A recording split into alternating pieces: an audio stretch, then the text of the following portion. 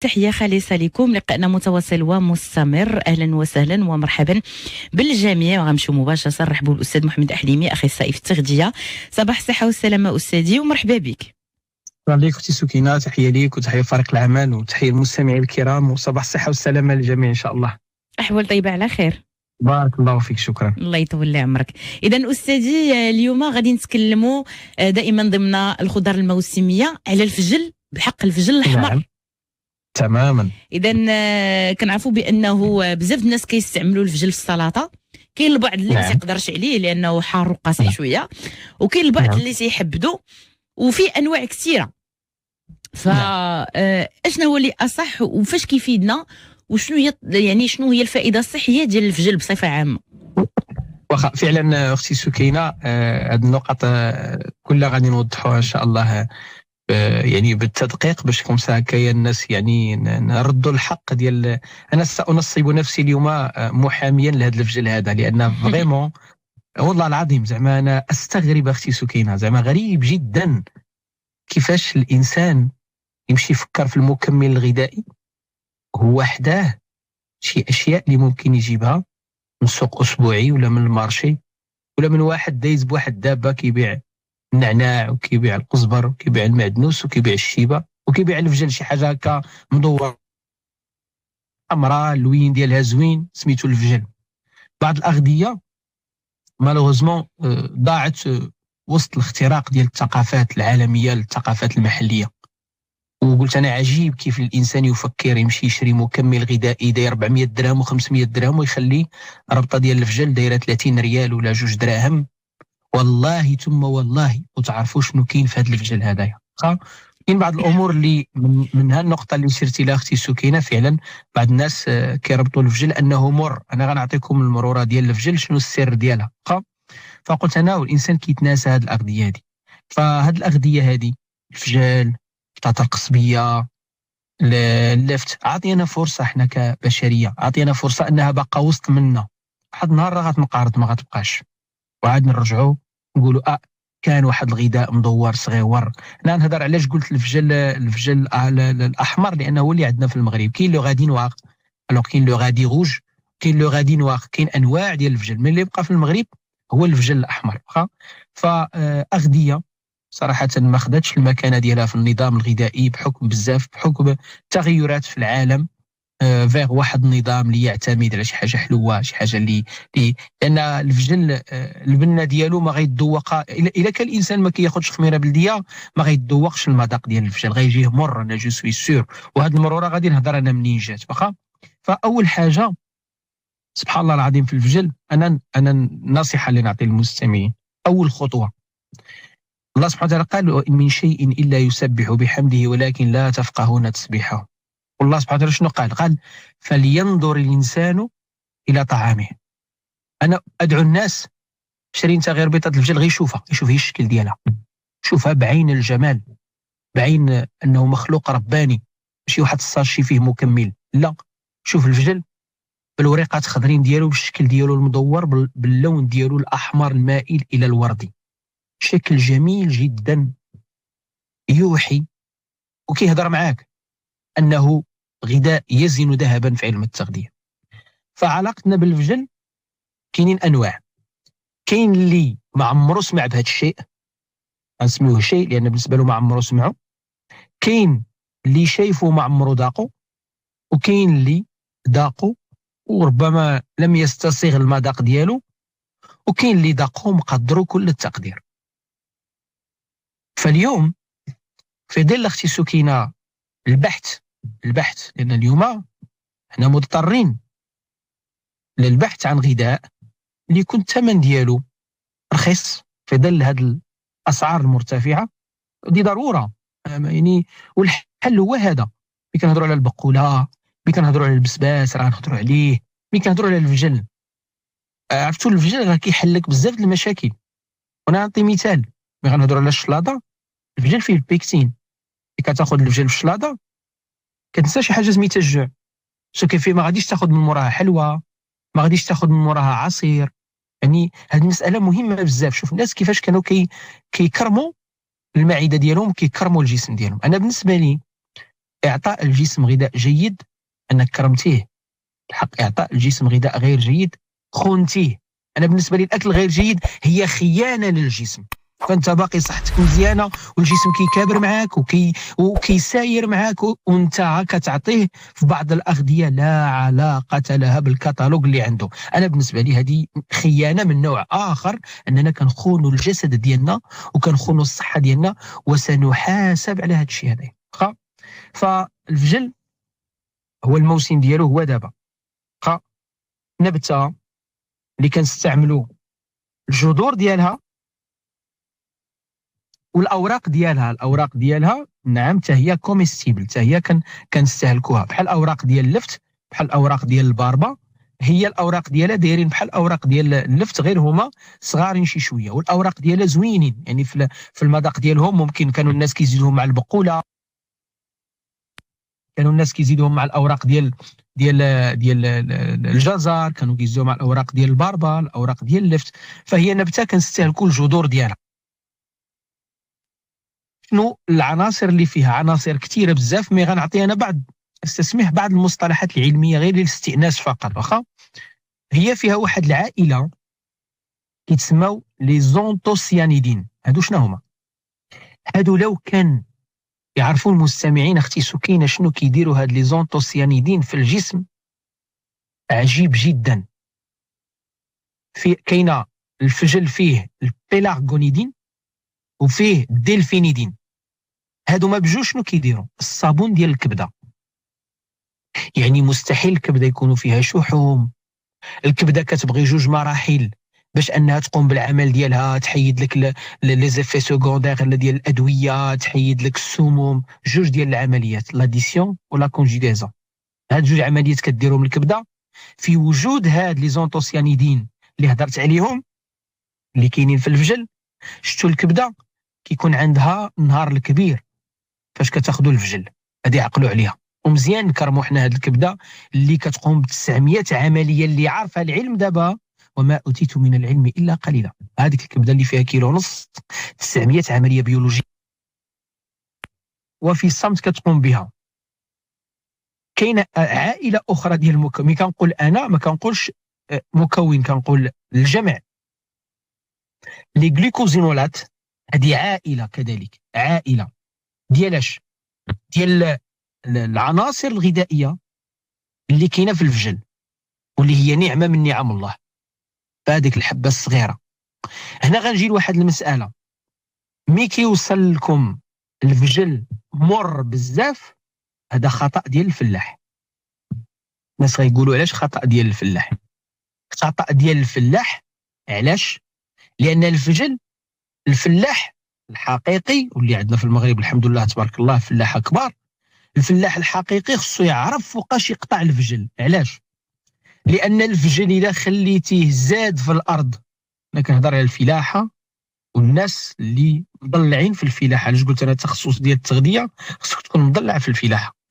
الفجل عنده واحد الوقت اللي كيكون خصو الا زاد كيرطب كيخسر، وإلا قطعتيه قبل كيبقاو هاد لي غلوكوزينولات طالعين في لو غادي، يعني في الفجل، وكيبقى بيكون، كيبقى مر. يعني انت هذاك الفجل اللي واصلك، هذاك الفجل باقي ما وصلش لا ماتوراسيون توتال، يعني النضج ديالو. باش هاد المواد كينقصوا، منهم الكزيلان، منهم الليغنانات. انا كنعطي اسماء علميه.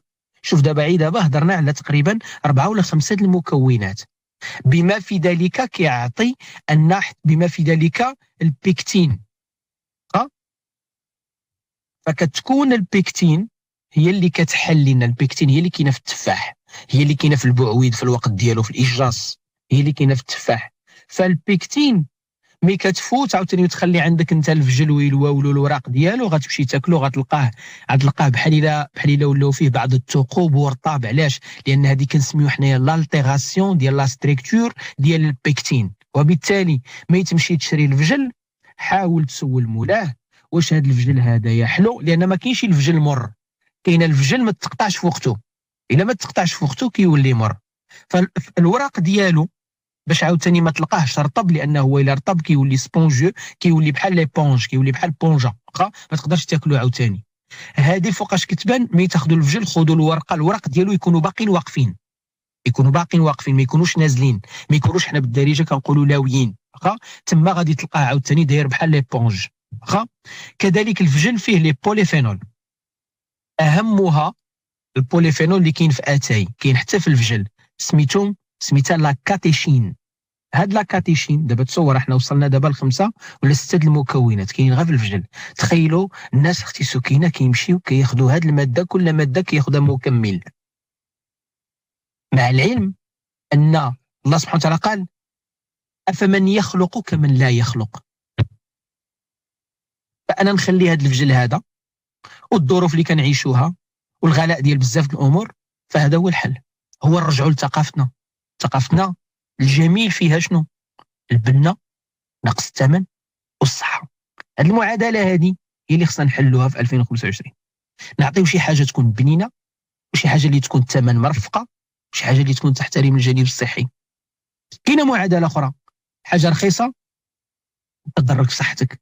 هذه ما نظنش انها ان شي واحد المنطق يقبلها، لان هذا الشيء اللي غاد بزاف الامور زوينه طلع الثمن ديالها، وبزاف الامور خايبه هبط الثمن ديالها، غريب جدا، واخا. هادشي كنقول انا الحل هو اننا نرجعوا لهذا الشيء هذا. راه غادي نهضروا على الخرشاف، غادي نهضروا على القوق، هذا الشيء هذا جميل اننا نرجعوا لثقافتنا، وما فيها باس نجيب للدار انا 2-3 درهم بعض المرات، 30 ريال 2 دراهم. عرفتي شنو كدير لكم هذه؟ كتعطيك معادن. لو غادي الفجل الي بوغي بلي مينيرو، عامر بالمعادن والفيتامينات. اولا فيه هاد المواد اللي هضرنا عليهم، فيه الفيتامين سي، والافونتاج اللي عندنا في الفجل اننا ما كنطيبوهش، يعني كناكلوه خضر، سو كيف فيه الفيتامين سي كتستافد منه. الجميل شنو هو؟ كتلاحظوا من الداخل كيكون بيض، فيه كالسيوم حيوي. شنو هو؟ كالسيوم حيوي. الناس غيقولوا شنو هو هذا الكالسيوم الحيوي؟ الكالسيوم غير الحيوي هو ملي كتاخذ شي غذاء فيه الكالسيوم، شحال الجسم كيستافد من هذا الكالسيوم؟ 30%، 35%. كاين بعض الاغذيه اللي دابا كيقولوا لكم عامره بالكالسيوم، الاستفاده ما كتفوتش 30%، فين مشات 70%. الكالسيوم اللي كاين في الاغذيه بما في ذلك الفجل، الكالسيوم ديال الفجل 90% ديال الامتصاص، زائد فيه معدن البورن. معدن البورن قليل اللي كيعرفوا غير الناس ديال الزيتون. الناس ديال الزيتون هنا كيديروا الرشه في عقد الثمار، ضروري يرش الزيتونه بالبورن، معدن البورن.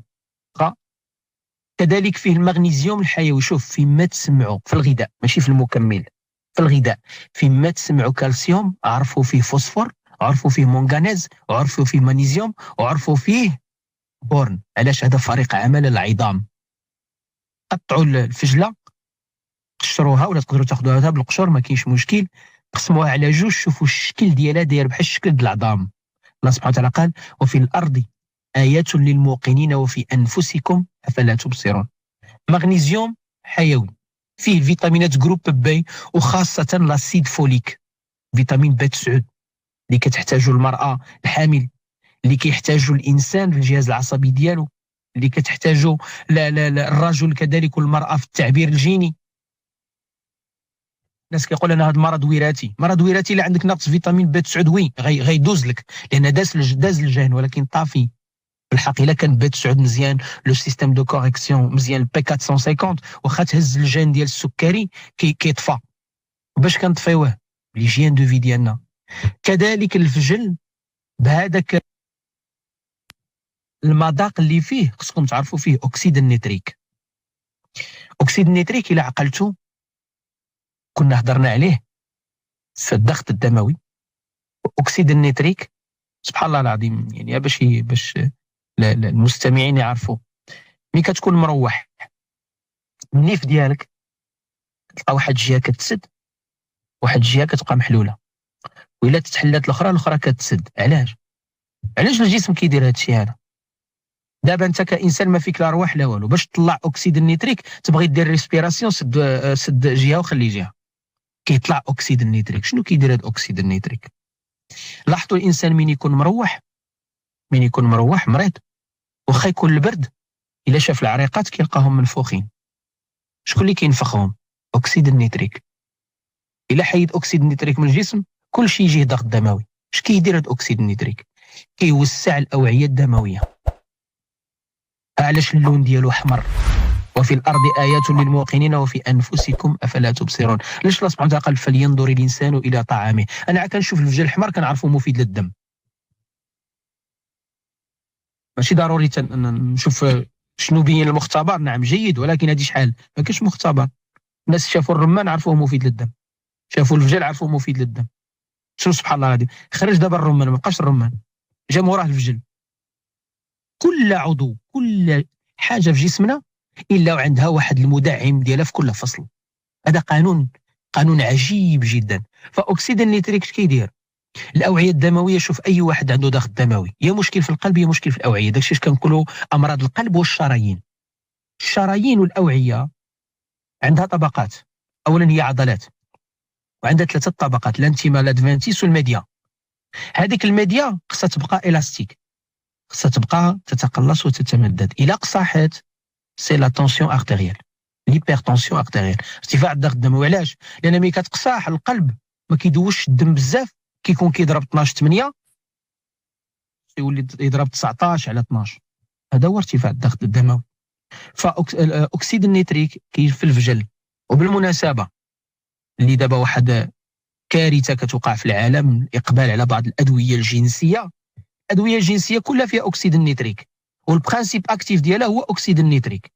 في حين ان الانسان بالطبيعه يقلب على الخصوبه لا عند الذكر ولا عند الانثى. اكسيد النيتريك كاين في الفجل، كاين في اللفت، كاين في الثومه، كاين في البصله.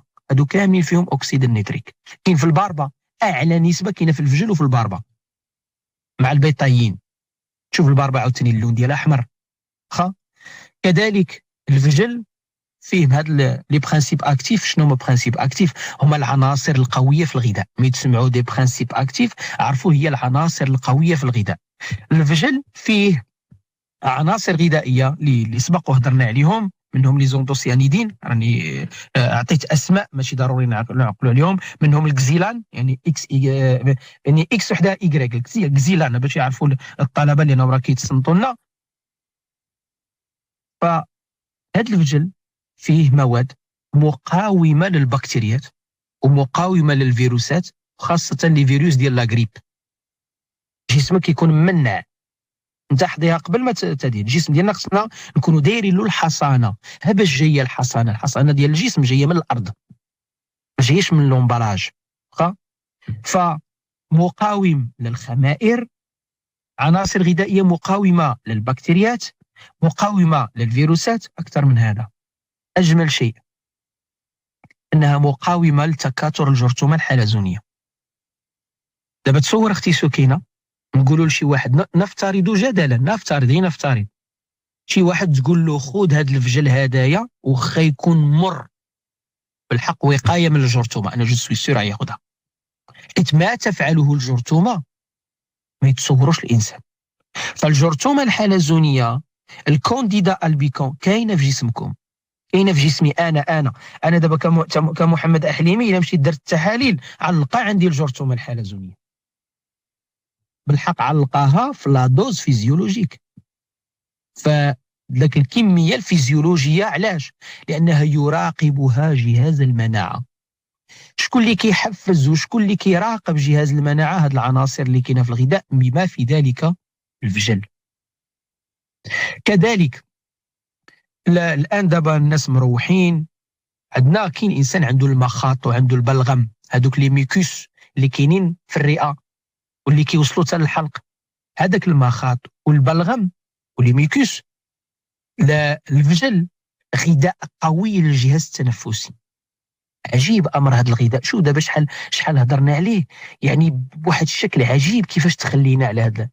كذلك الفجل فيه البيكتين، فيه واحد الالياف اللي كاينه في الاجراس في الوقت ديالو في شهر 8، اللي كاينه في التفاح في الوقت ديالو في شهر 9. فهاد البيكتين تعتبر غذاء البكتيريا النافعه، الميكروبيوت. كما انه هاد البيكتين هذا داك البيوضه هذوك الالياف الا شفتوها بالميكروسكوب ديال الفجل غتلقاوها دايره بحال ليبونج، كتبياجي الكوليسترول والدهون اللي هي زايده ومفيده للجهاز الهضمي. وإلا كنتي كتاخذ الفجل مستحيل تكون عندك كونستيباسيون. علاش؟ لان الالياف ديال البيكتين تنشط ما يسمى بالبيريستالتيزم ولا الكومبلكس موتور ميغران. علاش؟ شوف، الانسان شرف الله قدركم باش يجيه احساس انه يمشي للمرحاض، شرف الله قدر الجميع، خاص واحد المكان في اخر القولون كيتسمى لو ريكتوم، فيه نهايات عصبيه هي اللي تتحفز باش تعطي اشاره للدماغ باش الانسان يمشي قضاء الحاجه.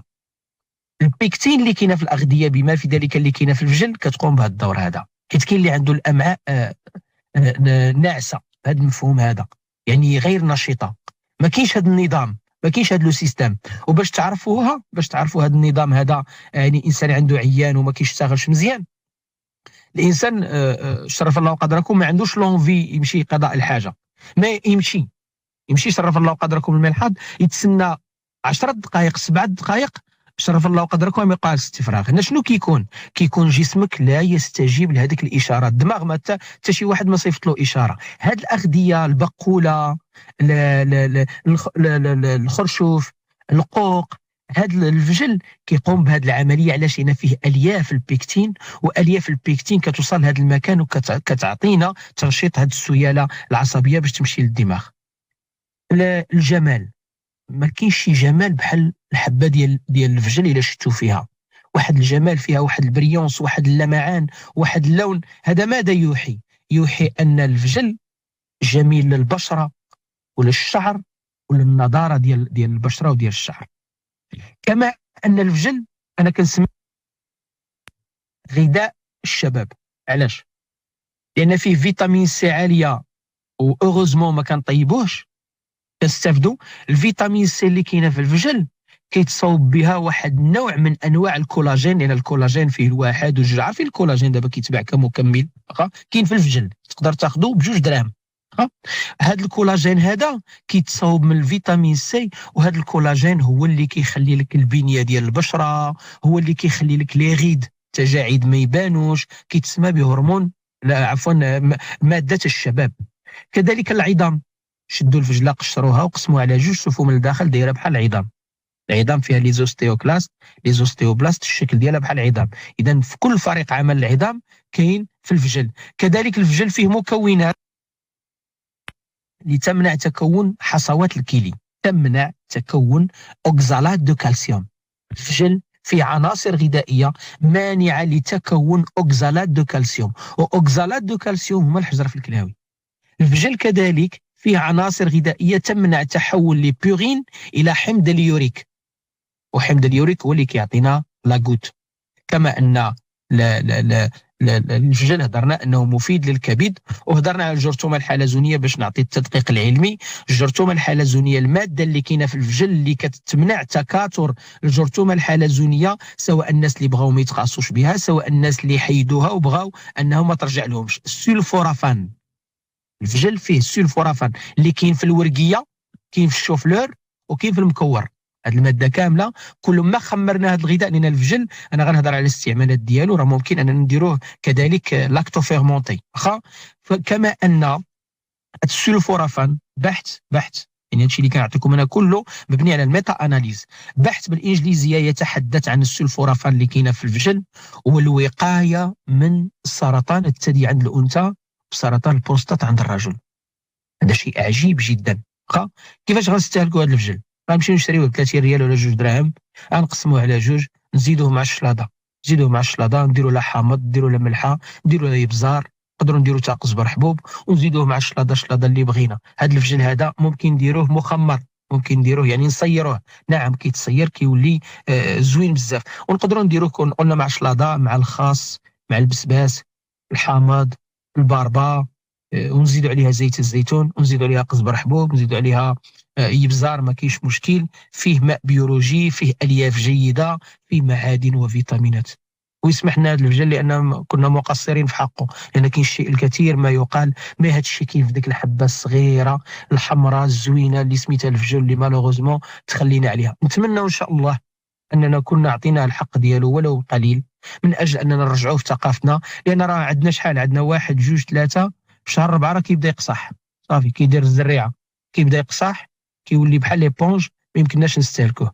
مي غير واحد المساله، الفجر راه ممكن تكون عندكم سنيدقات في السطح تزرعوه لراسكم، نحيدها انا ندوقها، الا ما بقاتش مره نحيد شي الاخر، واخا. لان واللي ساهم في ان هاد لا ريبوتاسيون الفجل مر هو الفلاح، ماشي كلشي بيان سور، مي كيحيدو كيكون باقي ما وصلش للنضج. تنقدروا نزرعوه في السطح، هو ما كيديرش، ما عندوش البيفو، ما كيديرش جذوره بزاف بحال النعناع، هو كيكون غير الفوق، بحال اللافت، بحال النعناع، بحال الجزر. راه تقدر تبان لك الحبه بحال الباربه، تقدر تبان لك الحبه من تكبر تبان لك راه فينا هي خارجه من التراب، واخا. فندوقوها، الا دقناها وكان حلوه نحيدوها ونستمتعوا بها، ولو غير مره في الاسبوع، خلال شهر واحد وجوج وثلاثه، كتكون خديتي واحد المكون لا يتصور بعيدا. لان احنا قلت انا المغرب بلد الاغذيه وليس بلد المكملات الغذائيه. مرحبا. شكر أستاذي، بارك الله فيك، وأكيد أنه لقاءنا مازال متواصل، لا نتوقفوا مع فاصل وغادي نرجع معكم مستمعينا، خليكم معنا.